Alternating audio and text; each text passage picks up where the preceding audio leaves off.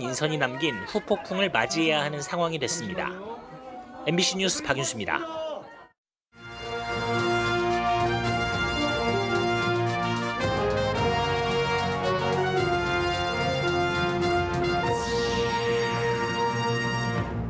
이 차 전지 생산 거점인 충북에 관련 전문 인력 양성이 집중됩니다. 교육부가 첨단 분야 인재 양성을 주도할 혁신융합대학에 충북대와 충청북도를 선정했습니다. 세계 유대회 조직위 구성을 두고 정부와 갈등 중인 체육계가 집단 반발을 가시화했습니다. 조직위 구성이 시한을 넘긴 가운데 국제연맹은 더 기다리기 어렵다고 말했습니다. 청주의 한 중소기업 2030 세대 사원들이 몇몇 직장 상사들의 욕설 등에 반발해 천막 농성에 나섰습니다. 노동당국도 조사에 나섭니다. 지난해 유례 없는 쌀값 폭락 사태가 회복되지 않고 있습니다. 재고량이 10% 넘게 줄었는데도 지난해보다 더 떨어졌습니다. 시청자 여러분 안녕하십니까? 계속해서 충북 소식입니다.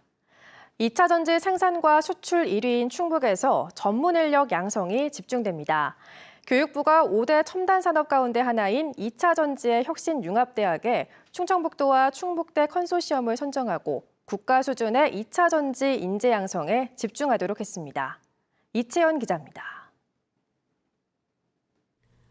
LG 에너지솔루션과 에코프로비엠 등을 중심으로 120여 개 2차 전지 선도 기업들과 연구소들이 청주 오창에 모였습니다.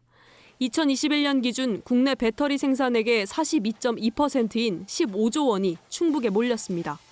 전 세계 수출액은 25억 달러 규모로 생산과 수출 모두 국내 1위입니다. 2차 전지 4대 소재에 대한 기업들이 다 우리 충북도에 있고 소재서부터 셀, 분석, 재활용까지 2차 전지 전주기가 실험할 수 있는 산업과 연구 인프라가 전국 최고인 충북에서 관련 전문 인력 양성도 집중됩니다. 교육부는 5대 차세대 주력 산업별로 전문 인력을 양성할 혁신융합대학에 충북대와 충청북도 컨소시엄을 선정했습니다. 2차 전지 안전 분야의 강점인 충북대를 주축으로 4년 동안 국비 408억 원을 투입해 인하대, 부산대 등 5곳이 손잡고 앞으로 4년간 전문 인력 1000여 명 배출 목표로 공동 교육 과정을 운영합니다. 산업은 기하급수적으로 커지는데 정작 지역에서 적정한 인재를 구하지 못하는 미스매칭 문제에 대안으로 나왔습니다. 폐쇄적인 그런 대학 내에서 인력 양성이 아니라 전국에 있는 모든 2차 전지 분야에 역량을 갖고 있는 대학들의 인재 양성 프로세스라든지 교수진이라든지 이런 것들을 활용해서 38개 교과목 개발과 온라인 강의 플랫폼 구축, 비전공자도 세부 학위를 받을 수 있는 이른바 마이크로 디그리 등 올해 하반기 연계 전공 형태로 시작해 내년부터 단계별로 참여 학생 수를 늘려갈 계획입니다.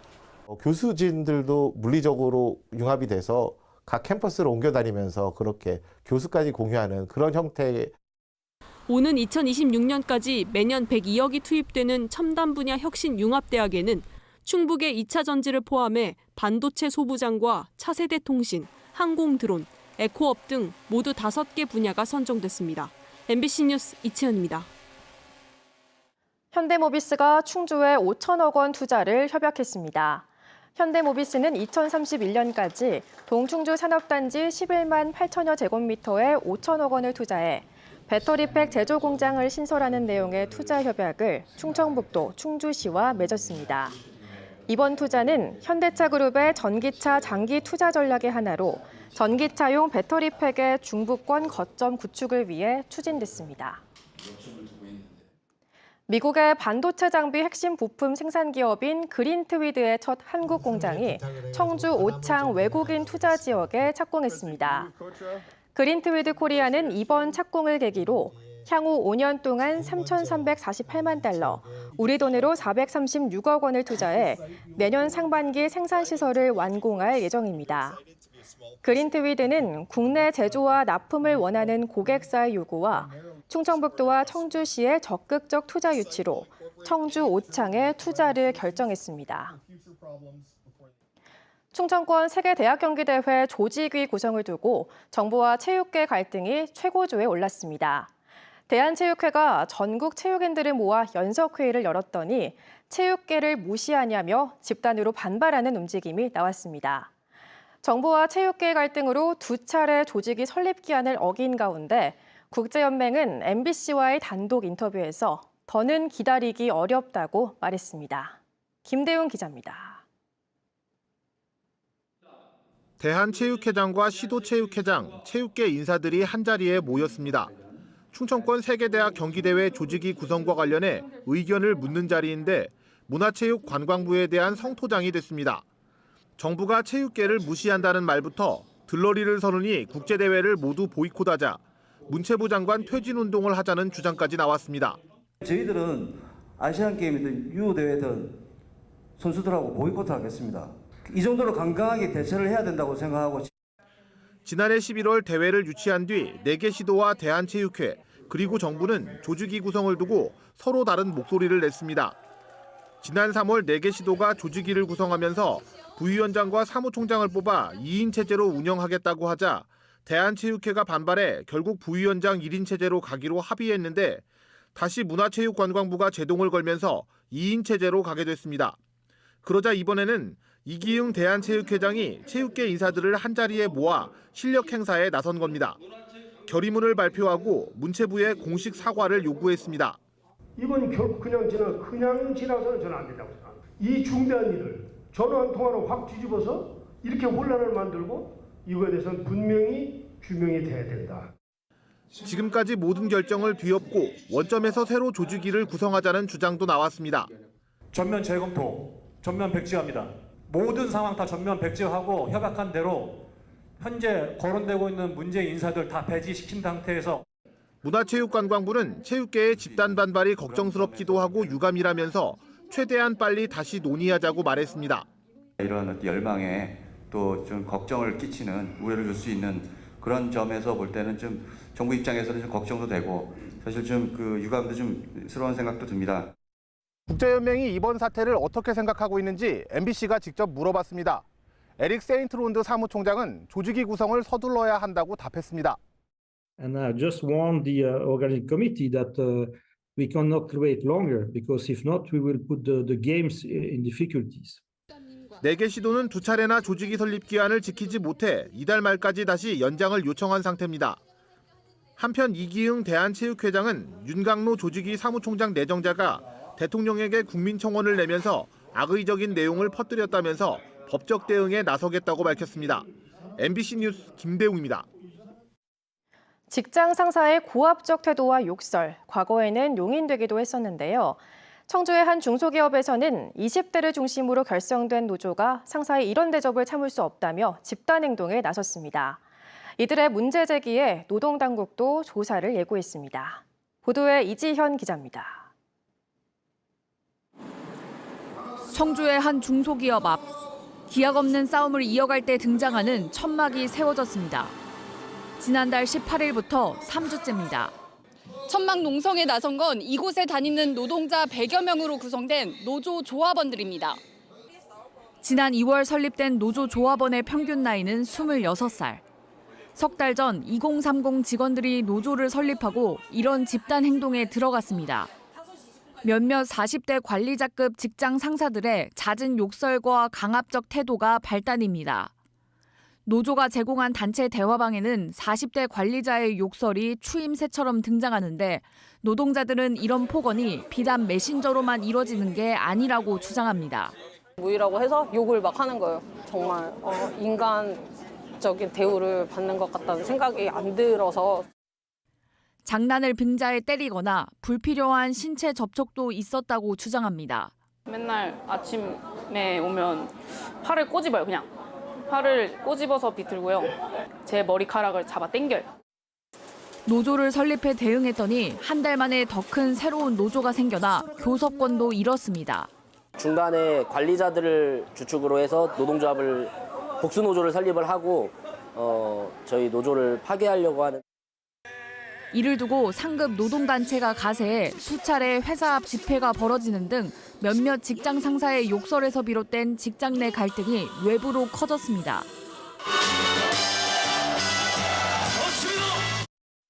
업체 측은 직장 내 괴롭힘을 인지하고 노조에 관련 자료를 요청했지만 받지 못했고 자체 조사를 통해 징계하겠다며 사태를 묵인하지 않았다고 말했습니다. 노조 구성에 대해서는 노조 간에 벌어진 일로 회사는 간섭하지 않고 있다고 주장했습니다. 고용노동부 청주지청은 이 MG 노조의 적극적인 문제 제기에 따라 업체에 대한 특별감독을 결정하고 본격적인 조사에 돌입할 예정입니다. MBC 뉴스 이지연입니다. 충북에서 처음으로 중대재해처벌법 적용 대상이 된 원청 대표가 재판에 넘겨졌습니다. 청주지검 형사 1부는 지난해 2월 한 플라스틱 기계 제조업체에서 70대 하청 노동자가 숨진 사고와 관련해 원청 대표와 법인을 중대재해처벌법 위반 혐의로 불구속 기소했습니다.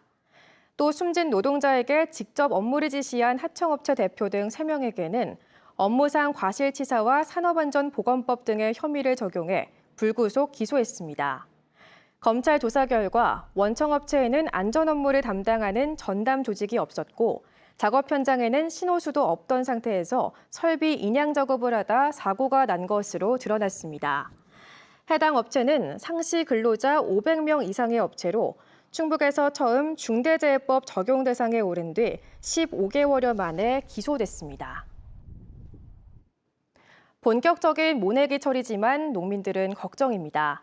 지난해 쌀값 폭락 사태를 겪은 뒤 쌀값이 좀처럼 회복되지 않고 있기 때문인데요.